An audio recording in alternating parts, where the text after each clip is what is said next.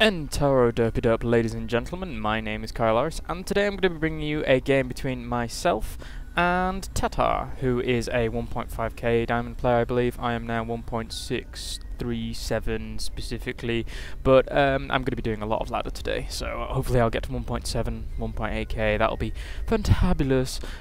Although everybody around me has like such a spazzy win-loss ratio. They've all played like a million games, and I've only played like 200, so anyway, that was by the by, whatever. Yeah, this game is going to be on Scrap Station, PvZ, and I've been playing a lot of PvZ recently on ladder. Like, everyone plays Zerg, hence all the reason that I did cast a load of those Zerg PvZ videos, and then like I learnt a little bit from them. I've actually stopped doing that kind of pylon block thing, because I mean it does work, it's fine, but no, I'm doing an extractor trick there, quite nice.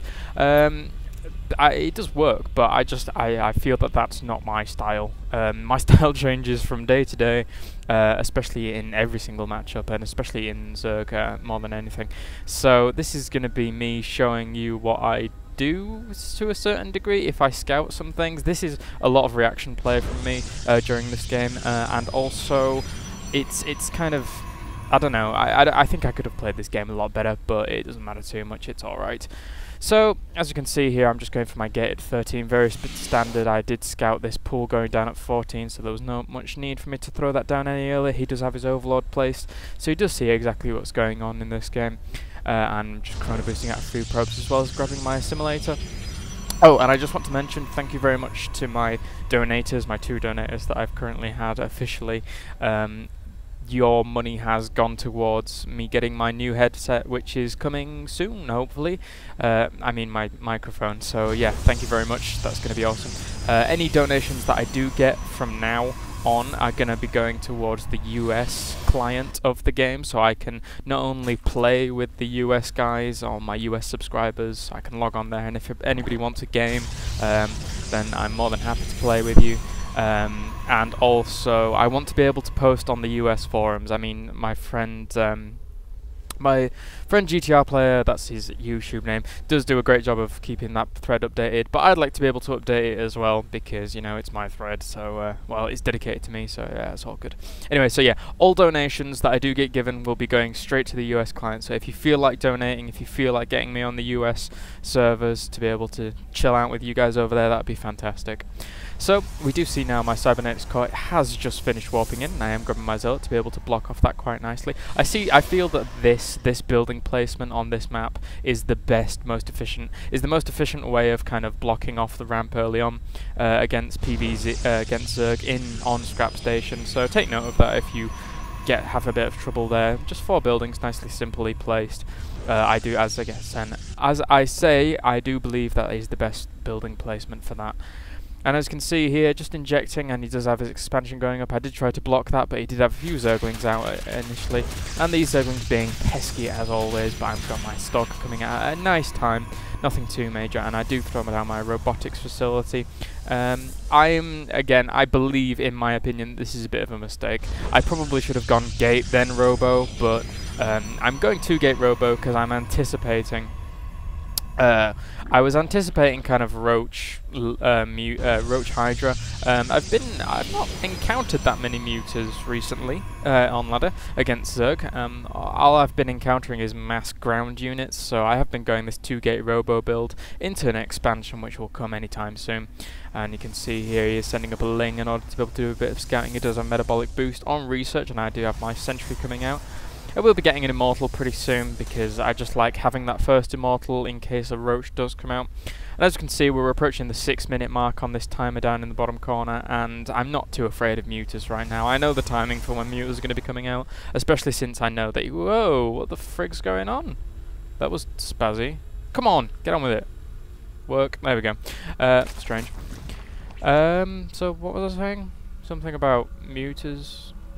Oh yeah, I remember.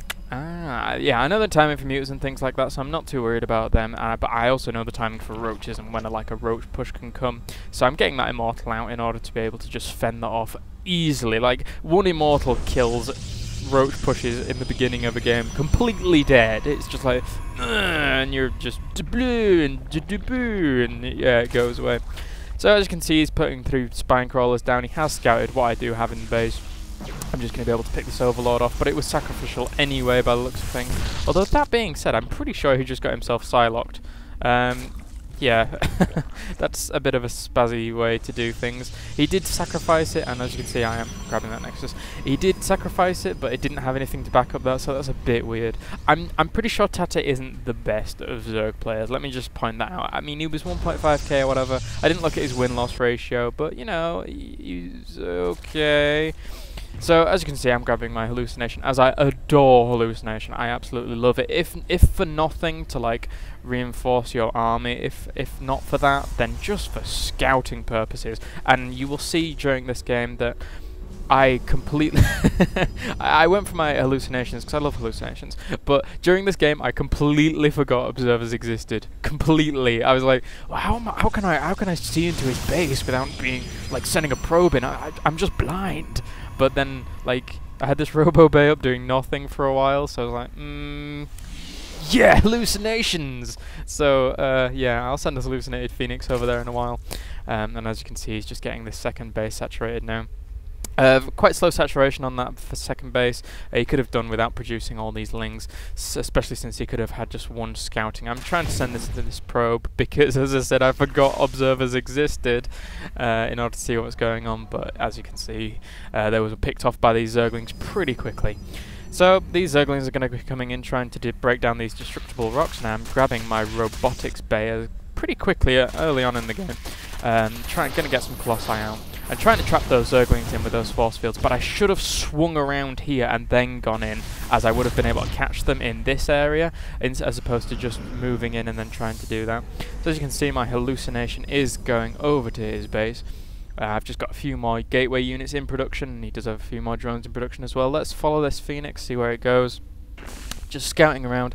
I always send it to the back of the mineral line initially, and I do see that spire going down. You saw that I quickly clicked on it to make sure that it was a spire, not just some random like spine crawler or something.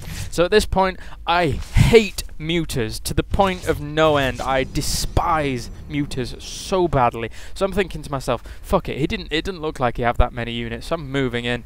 I'm gonna take some action, and I do have my first Colossi in production as well, so if this attack does fail, then I'm going to be in a fine position in order to be able to reinforce.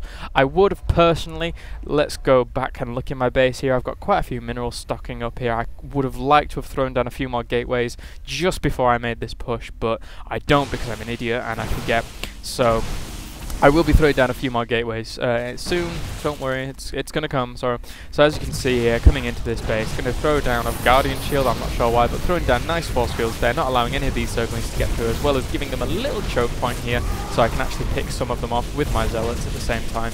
So as you can see, all these spines are going to be going down, throwing down more force fields, and everything's stalled. What the fuck's going on with yeah. So a lot of those Zerglings did go down. Another nice round of force fields there in order to be able to block them off. And as you can see, he's throwing down the second hatchery in his base. I thought this hatchery was a distraction. I genuinely did. I thought to myself, right, he's wanting to protect his spire. How clever of him, throwing down a hatchery in order to be able to protect his spire. So genuinely, I moved these units in and I thought to myself, right, I need to fucking take out that spire. Pardon my French. I need to take out that spire, otherwise I'm going to be in bad trouble here. So even though I lost all my units, I sort of knew that was going to happen. I knew that was going to happen because I just wanted to take out the spire so he couldn't have any frigging muters flying around my fucking base. And as you can see, that was quite successful. So back home, I'm just reinforcing a little bit. Again, I should have thrown down way more gateways. Oh, I did throw 2 down here, but I should have thrown down more gateways and gotten this basic saturated a bit more. I do have probes in production. I probably could have transferred a few from this base into the other base. And as you can see, I'm just creating more units. He is sending in quite a few Zerglings, but this is going to be able to deal with it no problem, especially since I am creating a little choke here with this second pylon and researching weapons level 1 as well. So, yep, this is going to be fended off quite easily by these 2 Colossi. I'm quite happy at this point with these 2 Colossi, and he is throwing down a Spire and a Hydralisk Den as well as getting a Hive. So I think at this point Tata is spreading his, not only his tech too thin, but also teching up way too fast as well. He could have done a lot more with the units that he had, and he could have done a lot more with the tech that he had as well, making a lot more Zerglings, making whatever else. He could have even gone for fungal growth. I mean, I quite like fungal growth. Fungal growth's pretty damn cool. And as you can see, he is going for this second expansion as well. So right now I'm just kind of reinforcing, getting to a few more gates, and going to be making more Colossi. My Thermal Lances have almost finished, and he's getting Ground Carapace level 2 for his ground units. So at this point, I'm pretty happy with where I am. I'm thinking to myself, he's not going to have that many units. These Colossi are going to shred through anything he's got. I'm going to move out to the middle and secure this as quickly as possible. And he's also getting Adrenal Glands, which is something a lot of Zerg players actually forget, Adrenal Glands. They just kind of get to Hive and think to themselves, right, Broodlords and Ultralisks, I'm going to destroy everything. And just don't, because Adrenal Glands is like super strong. And you can only really afford Broodlords and things like that if you get a good economy. And look at this, 13 Corruptors! 13 Corruptors on the on the production tab for Tata at this point in time. That's a bit overkill for 3 Colossi, I think, at this point. I am throwing down this pylon in the forward position, just reinforcing from this pylon that I've thrown down as well. And I'm going to be pushing him pretty soon, as these Colossi are going to shred through any ground units that he does have. And as you can see, he is researching that Greater Spire, as well as got an Ultralisk Cavern coming out. So at this point, I'm going to be moving in, engaging this force. I just really need a lot of force fields down there. They're alright force fields, not too good. And these Colossi are being attacked now by these Corruptors, going to go down very fast to 13 Corruptors. And I want to pose a question. What is it that counters Corruptors as Protoss? Just think about it. There's nothing. I mean, considering there was kind of High Templar when they had energy or whatever, sentries do not, Stalkers do not enough damage to Corruptors at all, since they have 200 life each. And I did take out that Greater Spire because I wanted to prevent as many flying units as possible. I was trying to block off that again, but didn't succeed. And as you can see, these Corruptors are pretty useless now at this point. But I still want to pose the question. Anti-air for Protoss is Stalker and Phoenix. If you say fucking, oh my god, I've sworn so much in this game. If you say that Void Ray is a viable counter, you're just wrong because of the unit cost. Blah blah blah. Anyway, yeah. So Stalkers don't do enough damage, and Phoenix just gets shredded by them. So yeah, that was good game from Tata or whatever, and that's a good game from me. And think about that. We need some kind of counter Corruptors. Anyway, thank you very much for watching, guys. I hope you enjoyed this. And if you haven't already, please subscribe. And if you haven't already, no, that sounds pretentious. If you like what you see, please donate. So I will see you guys next time.